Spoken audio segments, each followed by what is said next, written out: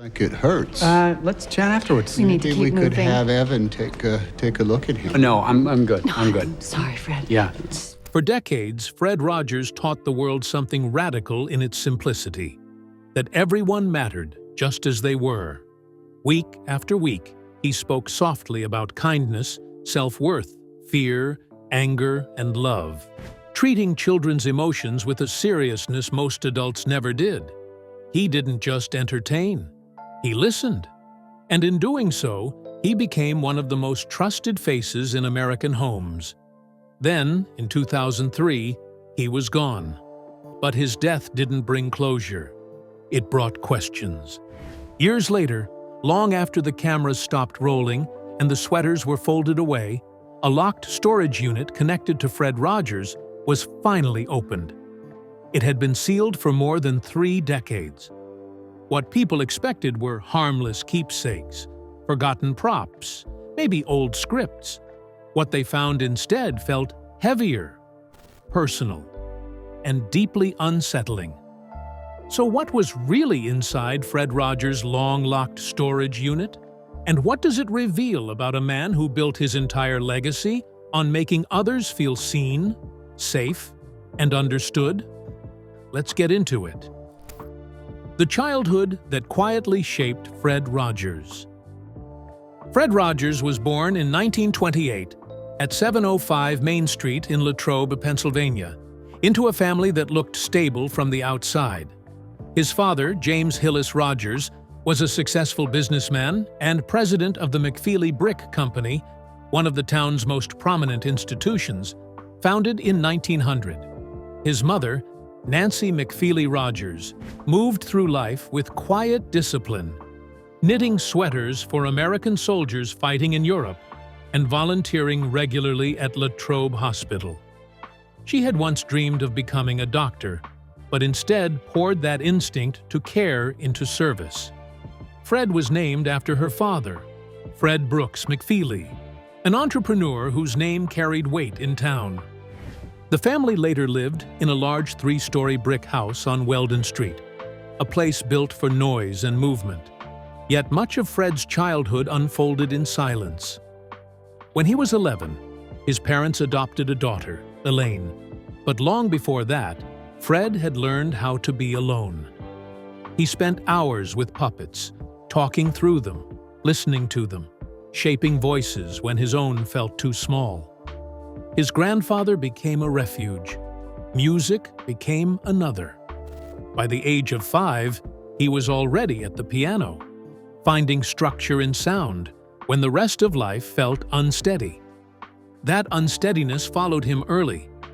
Fred was shy, deeply introverted, and often sick. Asthma kept him indoors and set him apart. His weight made him a target. Other children called him Fat Freddy, a name that lingered longer than anyone noticed. So he withdrew, not from the world entirely, but into one he could control. His bedroom became a place where stuffed animals listened and stories made sense.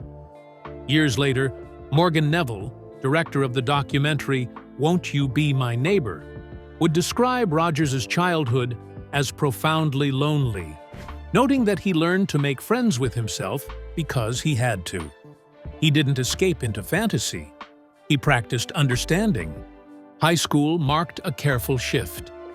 At Latrobe High, Fred began to step out from behind his quiet.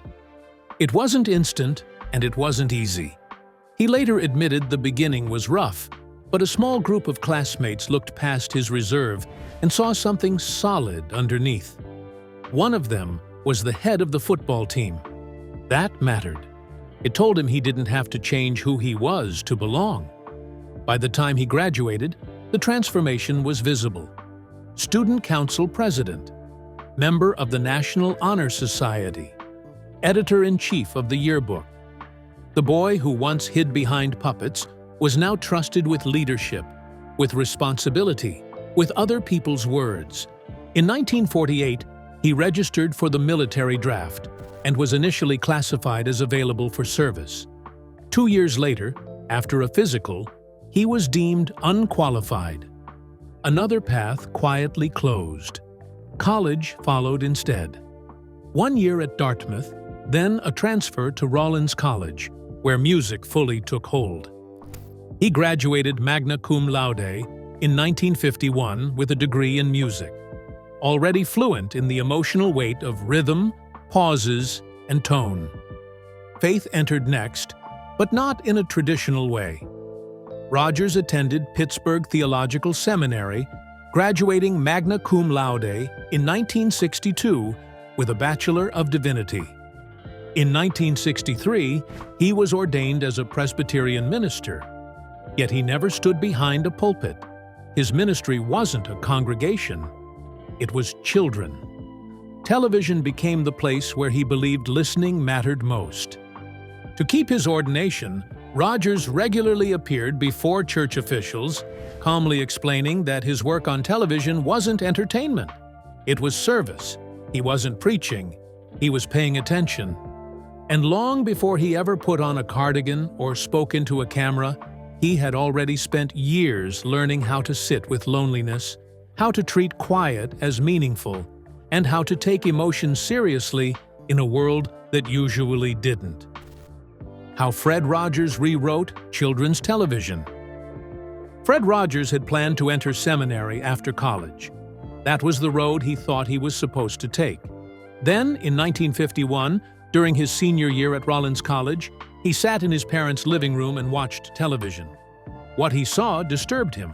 Loudness, chaos, children being talked at, not listened to. Instead of turning away, he leaned in. He later explained that he went into television because he hated it and believed the medium could be used to nurture rather than numb. Right after graduation, he went straight into the heart of the industry, New York City, NBC. He worked behind the scenes as a floor director and assistant producer on major programs, learning how television actually functioned, how timing worked, how images shaped feeling. It was technical work, but it taught him something important. Television wasn't neutral. It shaped whoever sat in front of it. By 1953, he returned to Pittsburgh, choosing purpose over prestige. At public television station WQED, he helped develop a children's program called The Children's Corner. He stayed mostly off camera, building puppets, shaping music, inventing characters. This was where Daniel Tiger, King Friday, Lady Elaine, and others came to life. It was also where Rogers began to understand that imagination wasn't escape. It was how children made sense of the world. While working on the show, he kept moving forward spiritually and intellectually. He attended Pittsburgh Theological Seminary and was ordained a Presbyterian minister in 1963. Around the same time, he began studying child development at the University of Pittsburgh, working closely with psychologist Margaret McFarland. She didn't just advise him, she reshaped how he saw children, their fears, their anger, their silence. For decades, she helped guide the emotional backbone of his work. That same year, a pivotal shift happened. The Canadian Broadcasting Corporation invited Rogers to Toronto to develop a children's program called Mysterigers. For the first time, he was pushed in front of the camera. Rogers resisted. He didn't see himself as a performer. But CBC executive Fred Rainsbury insisted he was exactly what children needed. The show ran for 4 years, and in that space, something clicked. Rogers wasn't acting. He was simply being present. In 1967, he made a risky decision. He turned down a secure future in Canada and returned to Pittsburgh with his wife, his 2 young sons, and a set of carefully built ideas, without a job waiting. A year later, Mr. Rogers' Neighborhood aired nationally in the United States. It didn't shout. It didn't rush. It didn't talk down. It moved slowly, deliberately, beginning each episode the same way, ending each episode the same way, creating safety through repetition. Inside that quiet format, Rogers tackled things most children's television avoided: death, divorce, jealousy, fear, change. He didn't explain emotions away, he sat with them.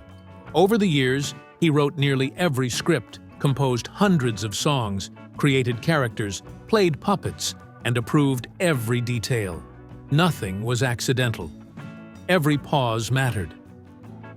By the 1980s, the show had become woven into American culture.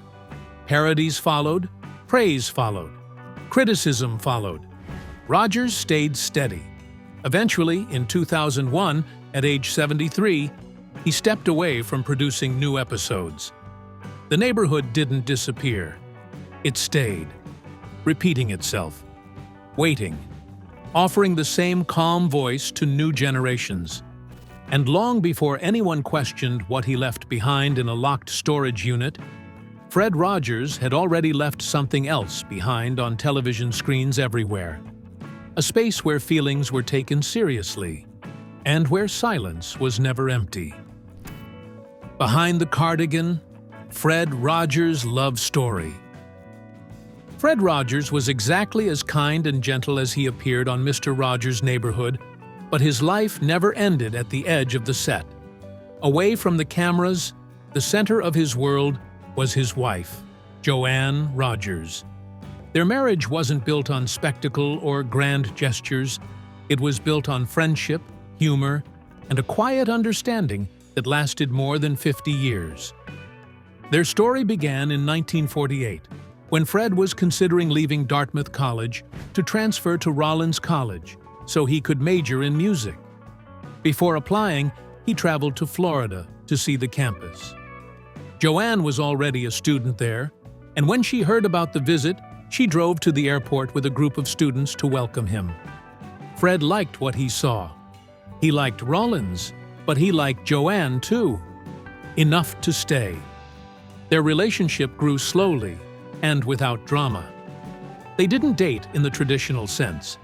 Instead, they moved in groups, crossing paths at dances and gatherings. Joanne later reflected that they genuinely enjoyed each other's company, remembering that Fred was a marvelous dancer and that they invited each other to sorority and fraternity events. Over time, the bond deepened enough that Fred introduced her to his family, who sometimes vacationed near the school. They laughed easily together. One moment, small and unimportant to anyone else, stayed with them for years. They once overheard a cab driver admiring his newly upholstered seat, announcing that it made him smile. The phrase became an inside joke, one they carried with them long after the moment passed. But beneath the humor was something steadier. Joanne later explained that Fred was different from most men she knew.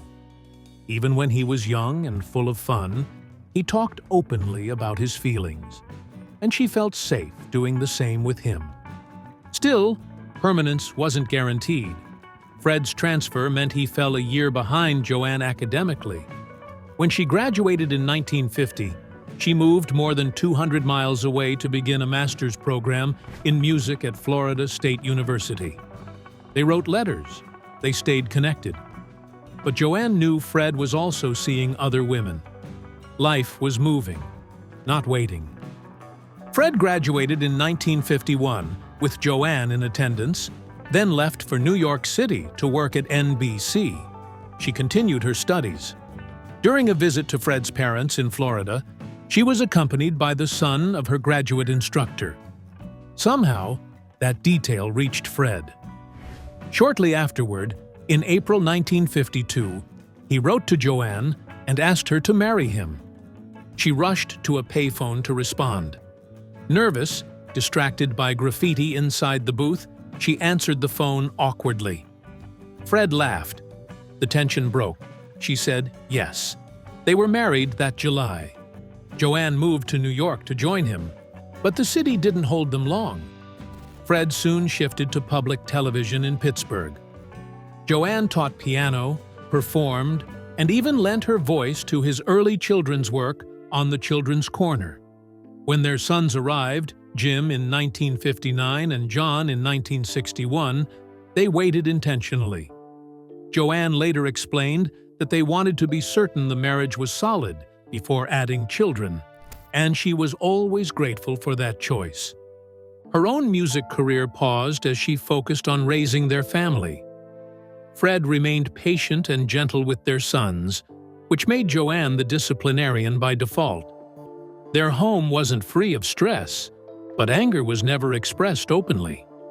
Joanne later reflected that both she and Fred had grown up in homes where anger wasn't allowed, where showing it felt frightening. Instead, they went quiet. She admitted that silence wasn't always healthy, that sometimes yelling might have been better. At the same time, she described Fred as deeply sensitive, someone whose emotions were close to the surface, and she celebrated that tenderness as something rare and good. As Fred's public life expanded, so did the pressure. When he began appearing on camera for Canadian television in the early 1960s, and later returned to Pittsburgh to create Mr. Rogers' Neighborhood, their private life shifted. Joanne was woven into the work in subtle ways. The puppet Queen Sarah was named after her, drawn directly from her full name, Sarah Joanne. But fame brought distance too. Joanne later acknowledged how difficult it could be to live beside an image. There were moments she wanted to be impulsive or silly, but she held back, aware of how carefully Fred was watched. She accepted staying in the background when people approached him, and over time, many of the people Fred supported became her friends as well. She understood his refusal to commercialize the show or market toys to children. They lived simply, helped by family money, but Fred never chased a larger paycheck. What mattered to him stayed small and contained. When Fred stopped producing new episodes in 2001, life slowed briefly. Then, in 2002, he was diagnosed with stomach cancer. The illness moved fast. Joanne stayed beside him until the end. Before he died in February 2003, she reassured him that they would be okay, that the boys would be fine, and that she would try to be fine too. She later realized how much those words mattered to him. When he died, she felt that he went at peace, even with joy. Losing him after more than 50 years of marriage was devastating.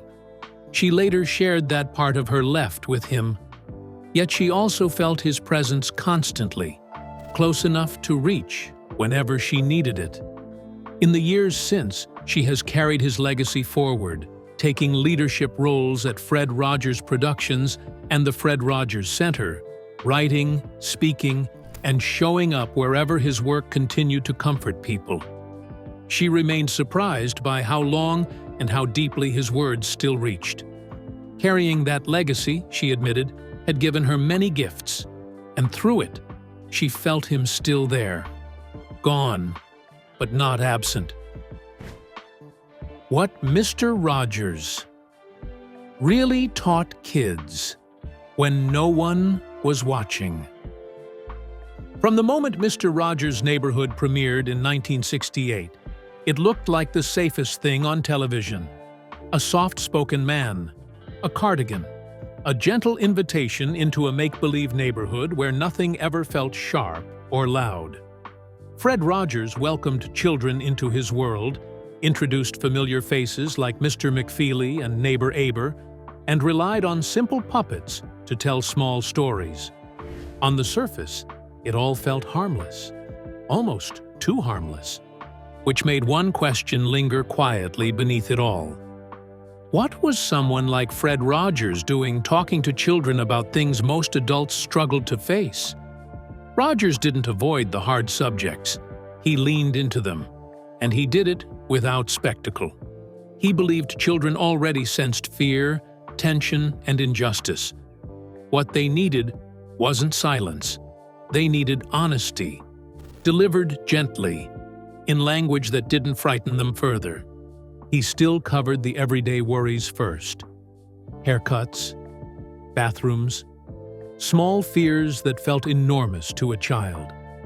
But Rogers never believed that children were incapable of understanding more. He believed they were capable of feeling it already. In 1968, just 4 years after the Civil Rights Act, and in the same year the nation watched the assassination of Martin Luther King Jr., Rogers made a deliberate choice. He cast Francois Clemens as Officer Clemens, making him the first black actor to hold a recurring role on a children's television show. It wasn't framed as a lesson. It simply was. A year later, Rogers made the message impossible to miss. During a hot day in the neighborhood, he soaked his feet in a small kiddie pool and invited Officer Clemens to join him. 2 men, 1 black, 1 white, cooling their feet together on television at a time when shared swimming pools were still a point of racial conflict in America. As Clemens later reflected, the moment went far beyond friendship. It showed their skin side by side. And when they finished, Rogers dried Clemens' feet with his own towel. Quietly. Without explanation. Rogers then spoke to viewers about how moments like that could matter. On the surface, it sounded like nothing more than a comment about a warm day. Clemens understood it differently. He later shared that Rogers was making a strong statement, one that didn't shout, but stayed with you. As the years went on, Rogers kept pushing into territory others avoided. In 1981, as divorce became more common across the country, he addressed it directly. Not through lectures, but through discomfort. When the subject came up, Mr. McFeely rushed off camera, showing how even adults sometimes didn't know what to say. Rogers stayed. He spoke calmly to the children watching at home, reassuring them that their parents' problems were not their fault. That same year, he welcomed a young guest who would leave a lasting impression. 10-year-old Jeffrey Erlanger arrived in his electric wheelchair and explained how a spinal tumor had left him paralyzed. Nearly a decade before the Americans with Disabilities Act, Rogers didn't frame Erlanger as inspirational or tragic. He treated him as a kid with a cool piece of equipment and a story worth hearing. The goal wasn't pity. It was recognition. Then came the Cold War, a fear so large it seeped into living rooms whether adults acknowledged it or not. By 1983, tension between the United States and the Soviet Union had reached a boiling point, and children were absorbing the anxiety without language to explain it. Fred Rogers didn't pretend they weren't noticing. Instead, he met them where they already were. In a series of episodes set inside the neighborhood of make-believe, King Friday the 13th became consumed by fear that a neighboring kingdom was building bombs. Acting on panic rather than understanding, he ordered his own people to do the same. The tension built slowly, just as it did in real life. And then, without spectacle, the truth surfaced. The other kingdom wasn't building weapons at all. They were building a bridge. That was Rogers' method. He didn't deny fear existed. He showed that fear didn't have to be the final word. Years earlier, he had carried that same calm into a very different room. In 1969, Rogers sat before the U.S. Senate Subcommittee on Communications, chaired by John Pastore, at a moment when public broadcasting faced deep cuts. President Lyndon B. Johnson had proposed $20 million to fund PBS before leaving office. His successor, Richard Nixon, wanted that number reduced to 10. Rogers wasn't famous yet. There was no national reverence, no nostalgia attached to his name. He was chosen for one reason only. He knew how to speak to people without talking over them. When he testified, he didn't argue budgets or policy. He talked about children, about feelings, about what happened when a society decided those things didn't matter. The effect was immediate. Senator Pastore was visibly moved. The room changed. The funding didn't shrink. It grew. Congressional support for PBS jumped from $9 million to $22 million. The moment would later be studied by academics and communication experts as one of the most powerful pieces of testimony ever delivered before Congress. The following year, Nixon appointed Rogers as chair of the White House Conference on Children and Youth, a quiet acknowledgement that the man in the cardigan had influenced national priorities without ever raising his voice. Decades later, that Senate testimony refused to stay buried. It resurfaced online in 2012 when Mitt Romney suggested cutting PBS funding. Millions watched it again, stunned by how relevant it still felt. The clip went viral once more years later, after renewed threats to public broadcasting. And that, too, was Rogers' gift. Whether he was speaking through a puppet king afraid of bombs or to senators debating budgets, he never dismissed fear. He contextualized it. Under the cardigans and puppets, Mr. Rogers' neighborhood was never just comfort television. It was preparation, quiet, steady preparation for a world that was often loud, uncertain, and anything but gentle. Fred Rogers' faith, discipline, and the secrets he left behind. For someone whose image would later be frozen in memory as a cardigan, a calm smile, and a gentle voice, Fred Rogers carried a depth that rarely announced itself. Much of it was intentional. Much of it was private. And some of it would only begin to feel visible years after he was gone, when people started looking past the television set and asking what had been carefully kept out of view. Fred Rogers was a Presbyterian, and many of the values that shaped Mr. Rogers' neighborhood came directly from his faith. Still, he almost never spoke about religion on air. That wasn't avoidance. It was conviction. Rogers believed that living a message mattered more than naming it. He once explained that religion didn't need to be spoken overtly for its meaning to come through. That example could be just as powerful as preaching. To him, the space between the television screen and the child watching it wasn't empty. He described it as holy ground, not symbolic, literal, a place where care, restraint, and intention mattered. He treated that invisible space with reverence, believing that what entered it stayed with children longer than adults realized. Yet his spirituality was never narrow or confined. Rogers studied Catholic mysticism, Judaism, Buddhism, and other belief systems, not out of curiosity alone, but out of respect. He wanted to understand how different people made meaning of fear, love, suffering, and hope. Those who knew him best described him as a rare kind of television figure, someone with a genuine spiritual life, rooted in patience, reflection, and an almost stubborn belief in silence within a noisy world. Despite coming from family wealth, Rogers showed little interest in money. As the years passed, he and his wife lived increasingly frugally, not as a statement, but as a preference. Accumulation never appealed to him. What mattered far more was connection, especially with children. Long before his program aired in the United States, while he was still working in Canada, Rogers answered every letter he received by hand. When Mr. Rogers' Neighborhood reached American audiences and the volume of letters exploded, he hired help, but never relinquished control. He read every letter. He edited every response. He signed each one. He saw this correspondence not as fan interaction, but as responsibility, a pastoral duty of sorts. His days followed an exacting rhythm. Nearly every morning of his adult life began early, between 4:30 and 5:30. He prayed. He read the Bible. He prepared himself internally before engaging with the world.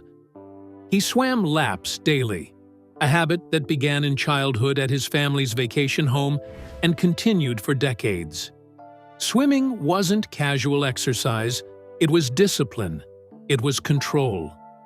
Alongside piano, it became one of the few places where Rogers felt fully capable and in charge of his destiny. He did not smoke, He did not drink. His weight stayed constant for most of his adult life, hovering around 143 pounds.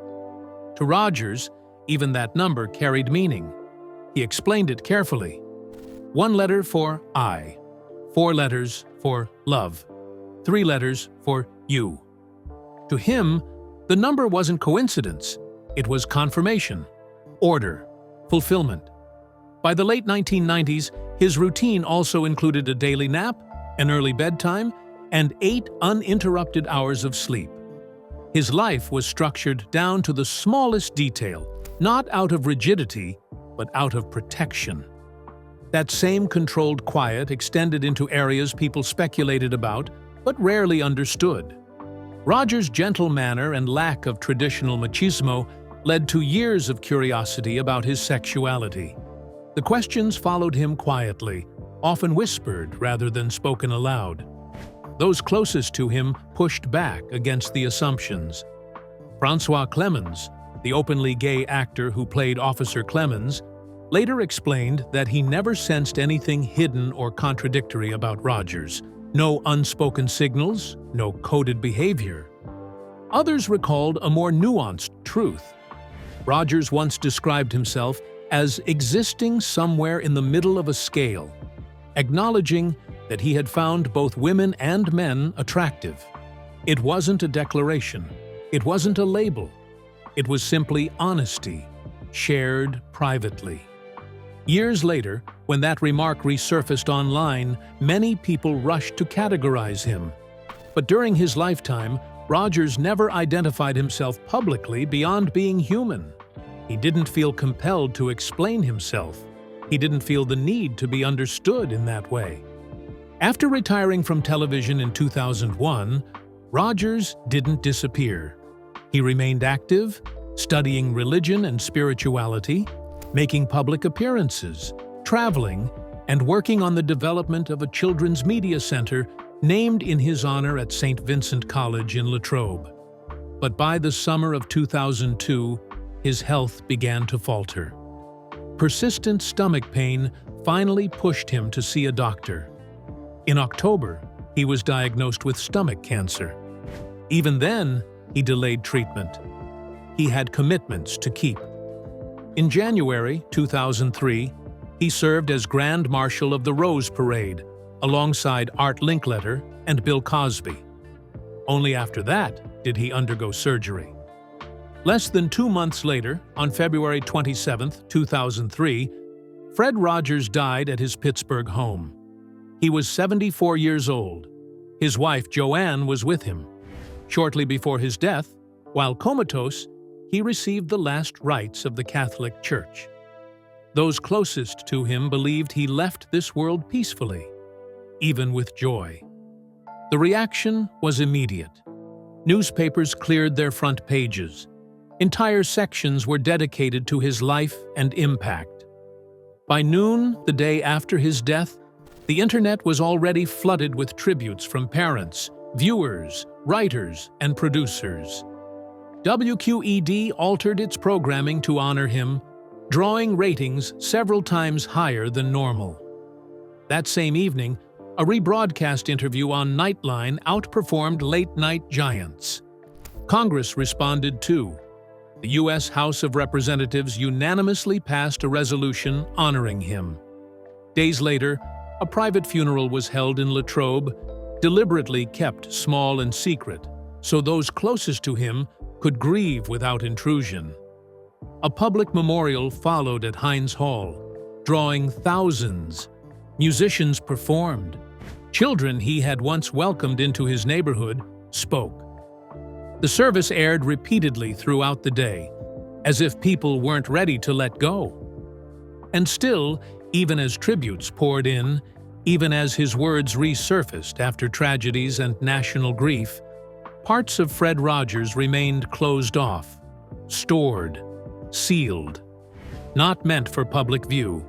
Because long after the sets were dismantled and the songs stopped playing, there were things left behind. Things that stayed locked away for decades. And when they were finally uncovered, they forced people to look again at a man they thought they fully understood. Were you a fan of Fred Rogers and his teachings? Let us know in the comments below. Don't forget to like, share, and subscribe. Also, click the next video shown on your screen. You will enjoy it.